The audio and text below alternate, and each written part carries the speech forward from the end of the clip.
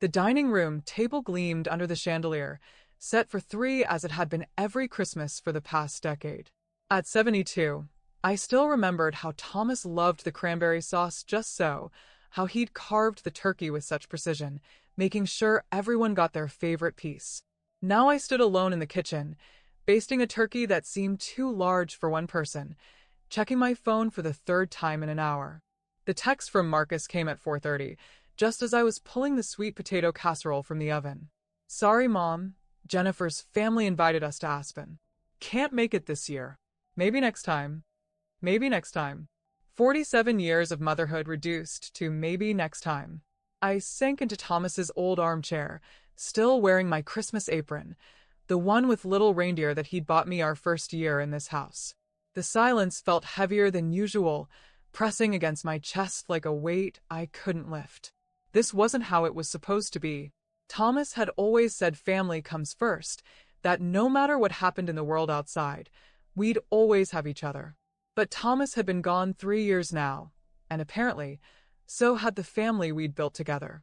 I found myself in his study later that evening, something I rarely did anymore. His books still lined the shelves exactly as he'd left them, his reading glasses folded on the desk next to a half-finished crossword puzzle.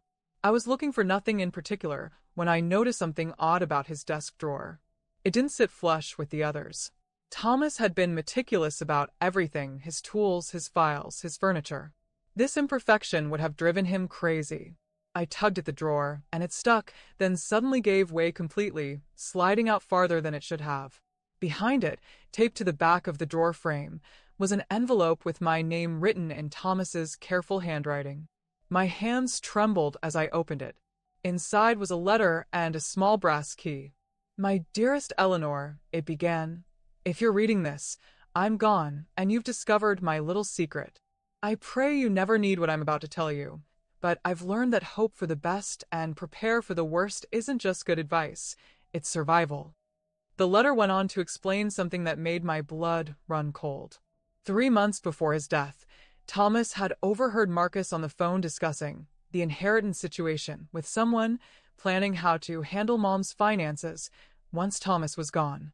My husband, bless his suspicious heart, had quietly visited an attorney and purchased a small farmhouse about 40 minutes outside of town. He'd put it in my name alone, protected by a trust that Marcus couldn't touch. "The house is modest but comfortable," Thomas wrote. "More importantly, it's yours and yours alone. I've also moved half our savings to an account Marcus doesn't know about. The account information is in my safety deposit box. The key is with our attorney, Harold Peterson. I pray I'm wrong about our son, Eleanor, but if I'm not, you'll have choices." The key in my hand was to the farmhouse. I couldn't sleep that night. The next morning, I called Harold Peterson, Thomas's attorney, a man I'd known socially for years but had never really spoken to about serious matters. His voice was gentle when I explained about the letter. "Thomas was very concerned," Harold said carefully. "He asked me to prepare some documents just in case. Why don't you come in next week, and we'll go over everything." But I couldn't wait a week. That afternoon, I drove to the address Thomas had written down, following my GPS through increasingly rural roads until I found a small white farmhouse with green shutters, sitting on about 2 acres of land. The key fit perfectly. Walking through those rooms felt like discovering a part of Thomas I'd never known. He'd furnished it simply but thoughtfully, a comfortable sofa facing a brick fireplace, bookshelves already stocked with my favorite novels, even a sewing machine set up by the window where the light was best. In the bedroom, I found a note on the pillow. "Eleanor, this is your place to think, to breathe, to be yourself without anyone else's expectations. I should have done this years ago." I spent 3 hours there that first day, sitting in the kitchen, making tea, watching the winter light fade across the fields. For the first time in months, I felt something approaching peace. The feeling didn't last. The next week, Harold Peterson's office revealed the full scope of what Thomas had suspected. Harold spread documents across his conference table with the grim efficiency of a doctor delivering bad news. "About 6 months ago, Marcus approached me," Harold said. "He wanted to discuss your future care needs." He seemed particularly concerned about your ability to manage your finances and suggested that maybe it was time to consider giving him power of attorney. My hands clenched in my lap. What did you tell him? That any such decisions would need to come from you directly. But Eleanor, there's more. Harold opened a folder and pulled out several papers. Marcus has been researching assisted living facilities. Not just researching. He's been making inquiries about admission procedures, costs, how quickly someone could be moved in. The room seemed to spin slightly. But I'm perfectly capable of living independently. I know that.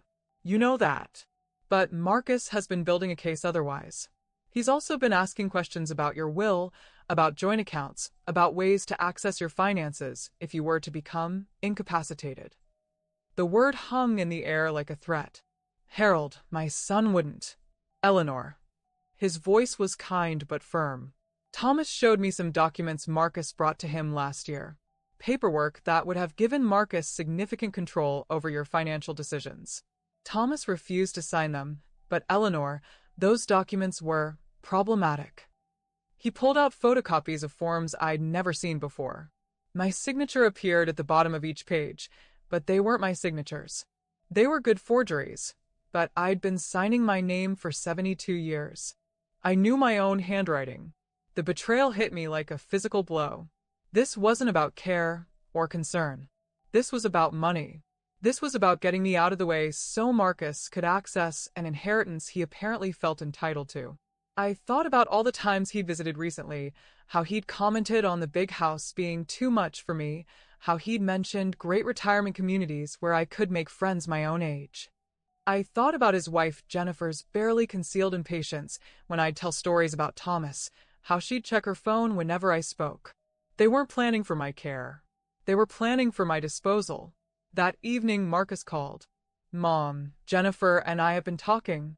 We think it might be time to consider some changes for you. What kind of changes?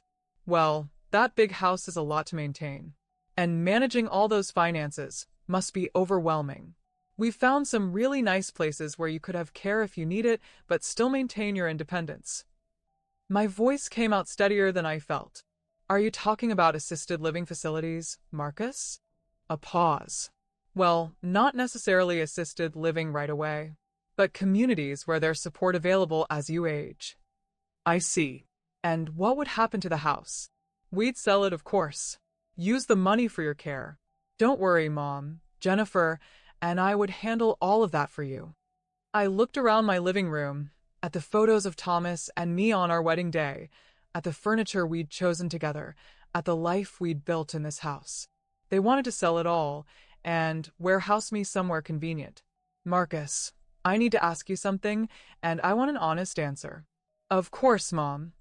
Did you forge my signature on power of attorney documents? The silence stretched so long I thought the call had dropped. Mom, I don't know what you're talking about. But his voice had changed. The easy confidence was gone. Harold Peterson has the documents, Marcus. He's compared them to my actual signature. We both know what you did. Another long pause. Then, Mom, I was trying to protect you. Those documents were just precautionary. Precautionary forgery. Is that what we're calling it? Mom, you're getting older. Sometimes people make poor decisions with their finances. I was just trying to make sure you'd be protected. Protected or controlled? That's not fair. Isn't it? Marcus, did you really think I wouldn't find out? His voice hardened. Mom, I think this conversation shows exactly why we need to have some legal safeguards in place. You're becoming paranoid, suspicious. This isn't healthy. And there it was. The trap. Expressed concern about his behavior, and suddenly I was the one who was mentally declining. I want you to listen to me very carefully, Marcus, I said. I am 72 years old. I am mentally sharp, financially capable, and perfectly able to care for myself. I will not be signing any power of attorney documents. I will not be moving to any facility. And if you ever forge my signature again, I will press charges. Mom, I'm not finished. Your father suspected what you were planning. He made arrangements to protect me from exactly this situation. I have independent legal counsel, and I have resources you don't know about and can't touch. What are you talking about? I'm talking about the fact that your father loved me enough to make sure I'd always have choices, even if my own son tried to take them away from me. The silence on the other end told me everything I needed to know. Marcus, I love you. You're my son, and I will always love you. But I will not allow you to manipulate, control, or defraud me. Not for any reason. Mom, I think you need to calm down and really think about what you're saying. I've never been clearer about anything in my life. That was 3 months ago. Marcus hasn't called since. Jennifer sent a brief text on my birthday. They've made their choice, and now I'm making mine. I'm writing this from my kitchen table in the farmhouse. My farmhouse. It's smaller than the house Thomas and I shared, but it's mine in a way that feels different, more intentional. I've met my neighbors, Jim and Carol, who live about a quarter-mile down the road. Carol brings me vegetables from her garden. I bring her my extra baking. Jim helps with the heavier maintenance and seems genuinely pleased to have someone to share his endless supply of terrible jokes. Last week, I volunteered to read to children at the local library. Next month, I'm joining the community theater group. They need someone to help with costumes, and I've always been good with a needle. I think about Thomas every day, but the grief has shifted into something warmer, more like gratitude. He knew I was stronger than I knew myself. He trusted me to make my own choices when the time came. I think about Marcus too, and it still hurts. But I've learned something important. Love doesn't mean accepting betrayal, and family doesn't mean tolerating abuse, even from your own child. The people who truly care about you want you to be safe and happy, not convenient.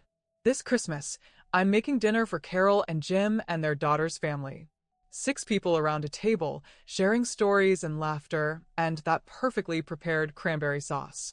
It's not the family I was born into, but it's the family I've chosen, and they've chosen me right back. Sometimes the greatest gift you can give yourself is the courage to start over, to build something new from the pieces of what was broken. Thomas gave me that gift when he left me the key, but I had to be brave enough to use it.